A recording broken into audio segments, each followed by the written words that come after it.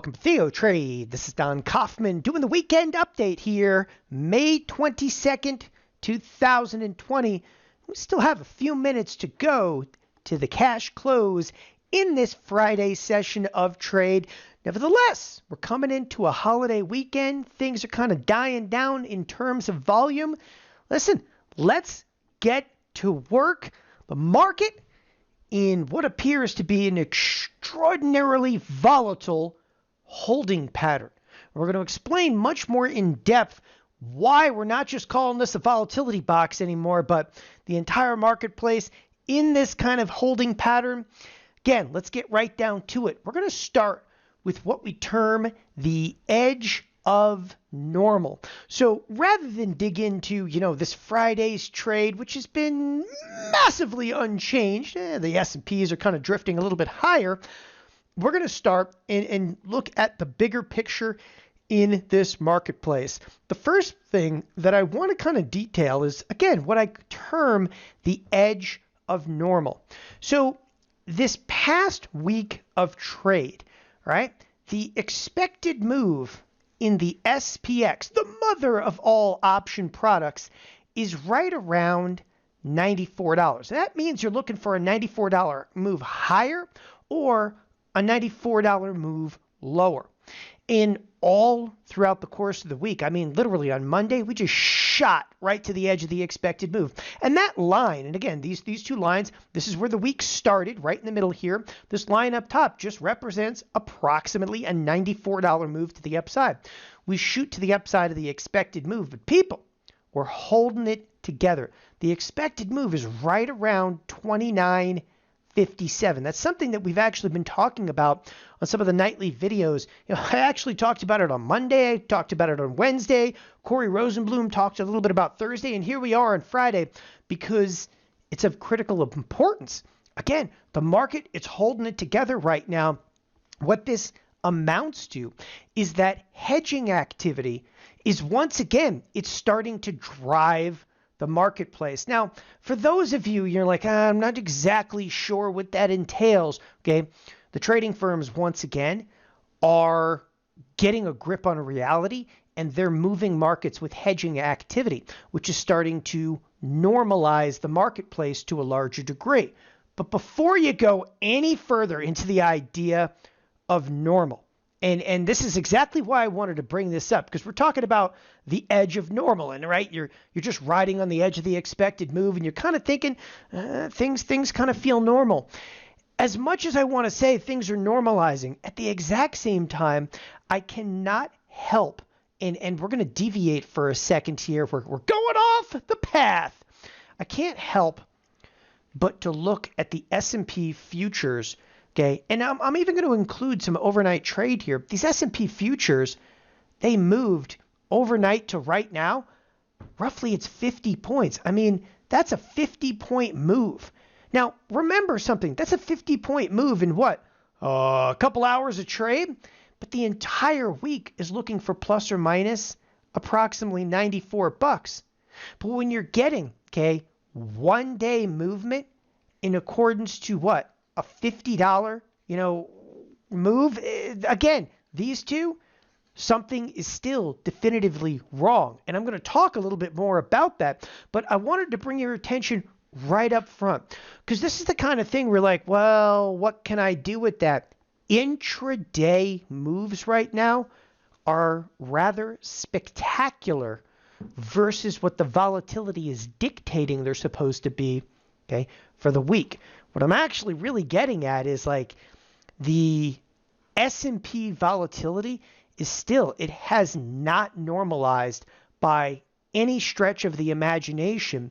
Yes, we are in fact adhering to the expected move. In fact, that was kind of a cool chart that I just brought up. This is the upper edge of the expected move. And when I snap it to a 1-minute chart, do you think hedging activity right now is really driving this thing? This is a line that we drew on a chart last Friday. And here we are throughout the course of the last two trading sessions, literally just jumping right around. And again, that level happens to be the 29.57 57. So it is absolutely what we term the edge, if you will, of normal. So the SPX feels like it's normalized, but the intraday moves are nothing less than phenomenal. For those of you that speak a little bit of option geek, this actually lends itself to strategies like gamma scalping on an intraday basis, where you can literally go out there and scalp long and short stock against a long straddle, because the implied volatility of the options, okay, is lower, pretty meager versus some of the actual movement that you're seeing on a day-to-day basis. All right, enough of that. I don't want to geek out too hard on you right now. So the SPX, once again, resides inside of the expected move. On the edge of normal, we were expecting a $94 move, and quite ironically, it looks like you're going to get people almost every ounce of that $94 move. We close here in just about 7 minutes. Now, what kind of an expected move do we have for this next week of trade? One of the things that's obviously going to play into this substantially is that we're coming into a holiday week of trade. Yeah, it's still a week out there, okay? But the expected move right now, you're looking at about $73, but it's not settled. One of the things that I try to do is right at the end of this trading session, that's the expected move that I would use, okay, for the next week out. So if this said $73, I would actually extend the three lines approximately $73 higher, $73 lower. That would, of course, give us our expected move. All right, now, this is where things get a little bit more interesting. So the volatility box and sector rotations. Okay, the volatility box is still very much in play. Initially, I'm going to jump to the spiders, okay, to kind of give you a feel of this volatility box. It's something we've been talking about, I mean, ad nauseum now for almost the past 6 weeks. What you're looking at is a range inside of the S&Ps, and we call it the volatility box. And first of all, that's just something I've kind of dubbed these moves, over a long period of time. Call it the volatility box. Sometimes you call it the hurt locker. You really can get drawn into these. And it's actually one of the reasons I call it the hurt locker. When I say you get drawn into them, all I'm saying is, okay, we're in a holding pattern right now. But what cannot be stressed enough is how dangerous, all right, this becomes. Every day that we are in, okay, this box, it's that much more risk that just continues to accumulate. I mean, lately, on a day-to-day basis, you're like, wait, what risk? Well, on a day-to-day basis, we see about 26 million option contracts trade. Now imagine, okay, umpteen trading days and 26 million contracts. You know what? Okay, all of the open interest in this marketplace, okay, is right inside of a very, very tight range. And it's one of the reasons that I keep reiterating, about the volatility box, because you are so likely to just step out here, okay, to want to take a whole lot of risk, okay? And it doesn't matter at this point if you're bullish and we break to the upside, you're like, I'm a hero, until we crash back down. If we break to the downside, you're short, you're like, this is wonderful, till we explode back up. The amount of open interest that is accumulating inside of this volatility box, it's just downright terrifying at this point, because when we make the move, and this is the point where everybody's sitting here, they're like, this doesn't even make sense, man. There's the jobs number. Even the Fed is bearish. I mean, this week there was even more bearish news that came out, and it doesn't matter. The market's detached, and that's okay. Okay, it really is. Let it get detached. I mean, we've seen some crazy detachments before, but right now, what's going on in Main Street hasn't actually settled in on Wall Street. And again, it's okay. What you got to focus on now is, listen, what do you know? You know that we're in an incredibly tight range. Okay. You know that the range, though, is not just being seen in the spiders. And that's one of the other points that I want to make, because this is something, quite frankly, that I have not seen before. And I wanted to tell you that because, I'm thinking to myself the other day, I'm looking back and I'm like, oh, there's another volatility box. In fact, here, I'd love to detail, this is a wild volatility box in late 2018 that broke to the downside. I was showing that. Here's another volatility box, and we can actually go back into this one. We can go time and again and show you really wild vol boxes that end, okay, in just wicked moves. By the way, this one broke to the upside and fell flat on its face, then broke to the upside again. Heavy open interest. Yeah, it'll do that from time to time. Nevertheless, one of the things that we've never seen before, okay, is that this volatility box correlates to so much more. And that's why I'm actually going to bring up a comparison chart in this particular case. And hopefully this does this some degree of justice. What you are looking at here, okay, there are our lovely spiders inside of a volatility box. And this is none other than it's the bonds. So that is SPY bonds compared to one another. Now, it doesn't necessarily mean, by the way, this doesn't dictate necessarily that, if the S&Ps are down, the bonds have to be up. All I want to show you is we're accumulating heavy risk inside of the spiders. We're accumulating heavy risk inside of the bond market. We're not done yet. Okay, what other comparison would you like to do? And we can come in here, we can go to studies, we could turn around to go add studies and compare with, right? What do you want to compare it with? Think about other major products. One of them onto which we've been watching here happens to be gold. Now, I'm actually going to tack gold in there as well. So things are getting a little crazier on the chart over here. It's okay. Listen, you got bonds. Now you got gold.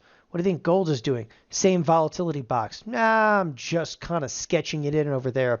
All right. But you're like, gold's not that big of a marketplace. Like, I get it. Yeah. How about we actually throw the dollar in there?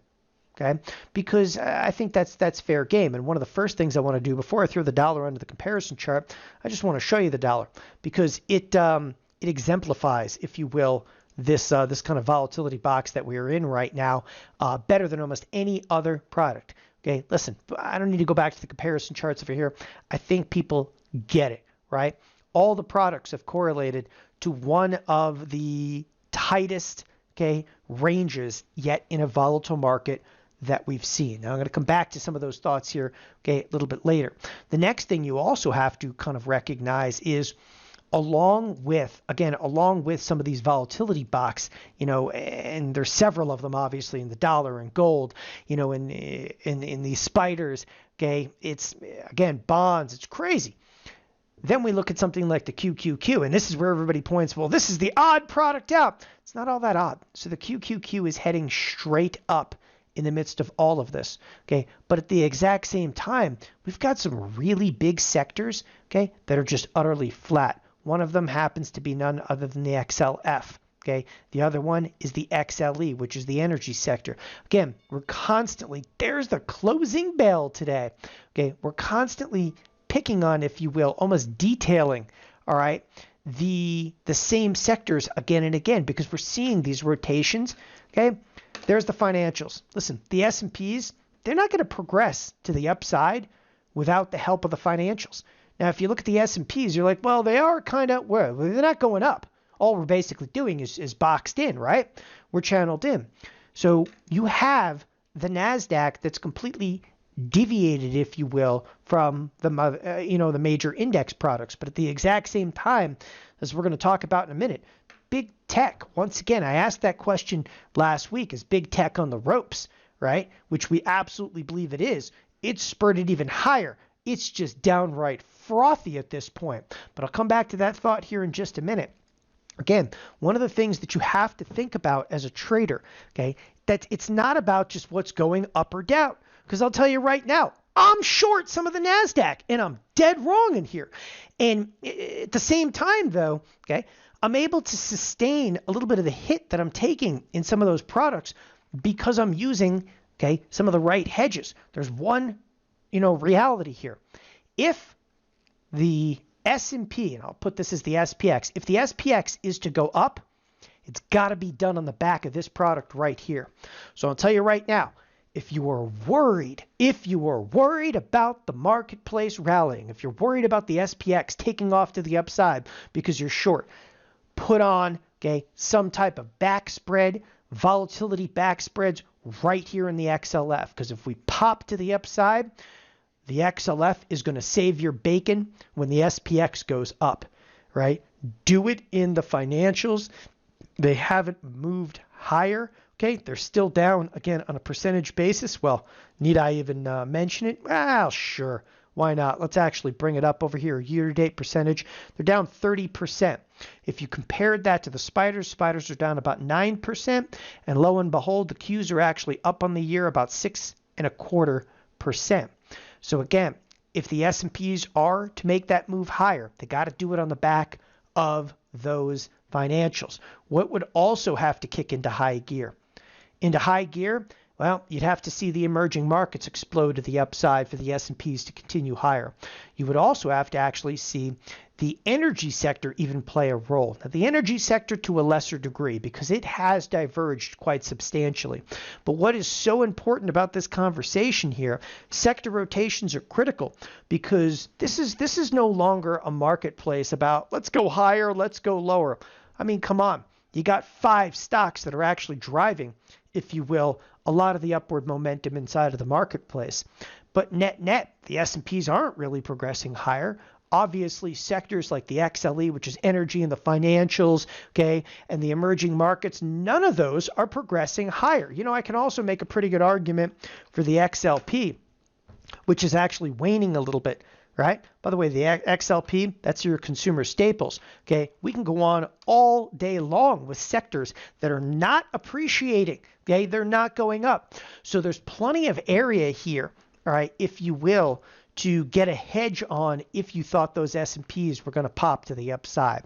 Now, let's get down to some of the big tech, all right? So the object of my affection right now is none other than what we term the monsters of tech. Now, the monsters of tech is a conglomerate symbol. It's a Facebook, it's an Apple, it's a Microsoft, it's Google, it's an Amazon.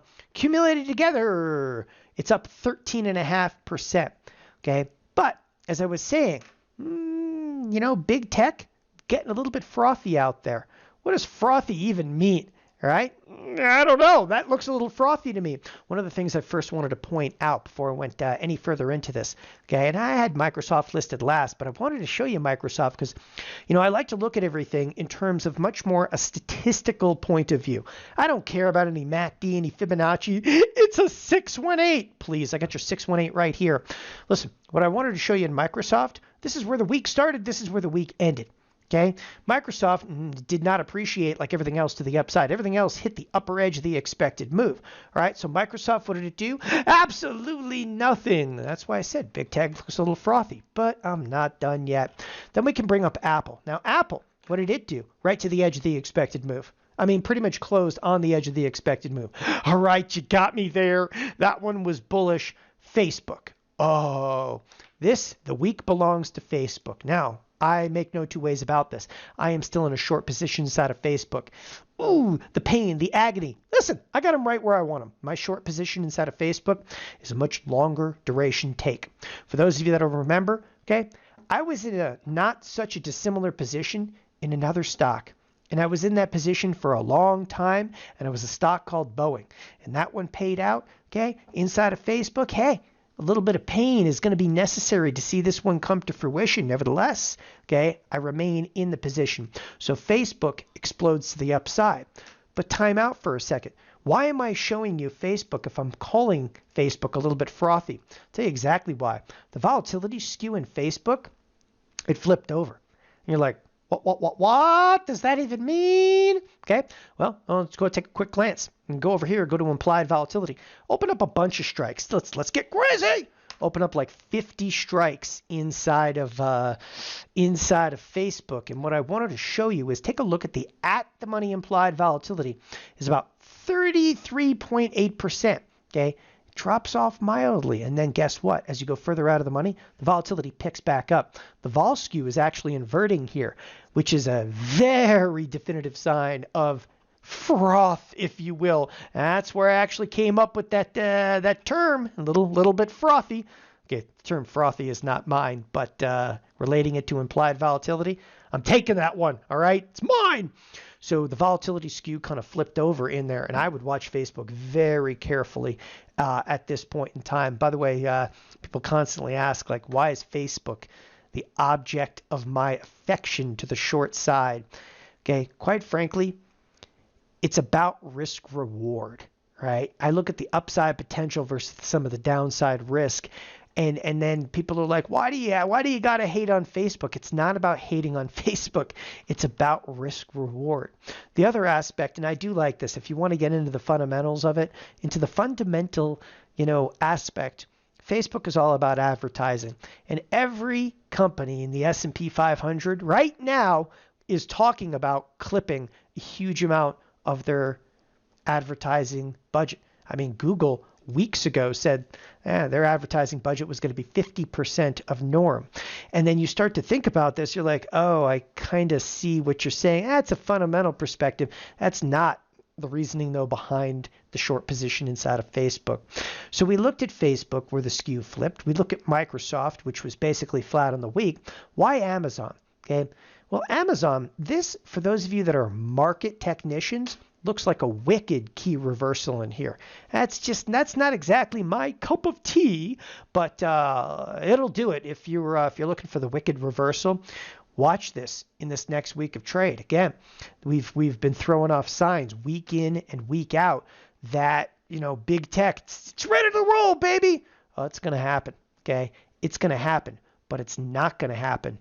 Okay. Until the bonds let it happen. And that's where one of the reasons, the next point on here, Bond Watch 2020. Okay. Why week in and week out am I also bringing up the bonds? Critical importance. The bond volume starting to come back. What's actually kind of cool about this, today is Friday, and the bonds actually closed early today, and yet they still did some heavy volume. The volume is really, really starting to come back. And I believe, okay, if the bonds break this range, first of all, if the bonds break the range, the S&Ps are going to crack their range. But the bonds breaking the range would be the definitive sign, all right, of we're out of that box and things are going to get wild. But, okay, you need to be very, very cautious with this because the bonds, quite frankly, could break in either direction and cause the marketplace pain, okay, to either side. And that is a highly convoluted conversation that I'm going to have a bit next week here at TheoTrade is our thoughts about interest rates and also the possibility of interest rate targeting. Bottom line, okay, in the next week, 2 weeks of trade, just don't get lulled to sleep. What you're seeing inside of the SPX, okay, and by the way, talk about close to the expected move, right? That bell went off 9 minutes ago. Where did we end up? We're on it, baby. We're less, and it's just shocking to see this stuff. Okay, you can't make this up. I'm obviously, recording this seconds after the market's close. Okay, you're on the expected move of 29.57, actual close 29.55.45. Shockingly close. You have a $3,000 product that missed a line on a screen by $1.50. And that's why we pay so much attention to that. As I was saying, do not get lulled to sleep. Okay. Yeah, we might be in this little volatility channel. Yeah, it's been mellowed out the last couple of weeks. Okay, but it hasn't. This is not a quiet marketplace, right? Volatility is very much alive. You get lulled to complacency. You shouldn't be lulled into anything, okay, in a 28 VIX. Again, I'm not a big advocate, if you will, of looking at the VIX. But if you look back at the last 5 years, if you looked back even at the last, 20 years in the VIX, and I think that this is a good representation. I'm literally pulling up 20 years of the VIX because I want to show you precisely where we are. Okay. There are not, over 20 years, okay, of volatility, there are not too many instances, people, where we actually stay up here. This is not a lovely place. And it's one of the things that if I don't remind you of this day in and almost day out, the market's going to remind you of this day in and day out. You got to go back into 08 to see time like this where the volatility stayed in that 30 range. You got to come back into, the times where the internet bubble was literally crashing down to see volatility sustained like this, right? I cannot reiterate enough. Volatility is very much alive. It's not a quiet marketplace. Hey, if you don't have to listen to me, Listen to the VVIX. That's the volatility index. Never in the history, okay, in this VVIX has it been sustained anywhere near this level.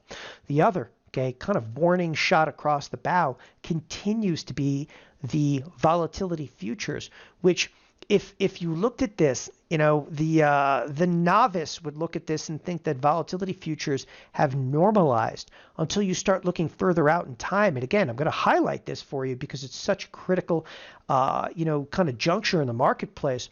The 26-day volatility futures dropped out to 30.30. Then you go a little bit further in time to 61 days out. And you're like, okay, that's normal, right? The 61 days are slightly above the 26 days, so things have normalized. But then you go further out in time and the structure again drops back off and you're like, oh, okay, do not again get lulled to sleep. Keep your position size small, okay? That means you trade in contracts, the futures, keep them small. You trade in options, keep it small. Keep yourself in most respects, if you're holding positions overnight, keep yourself defined risk, okay? Keep your head down, and I'm telling you right now, do not keep pushing more and more capital to one direction or the other. What I'm saying is don't get all bullish, don't get all bearish, okay? Pick and choose entries until we break this volatility box. You're on notice. Thanks, everybody, for joining us here at TheoTrade. Have a wonderful holiday weekend. Bye-bye.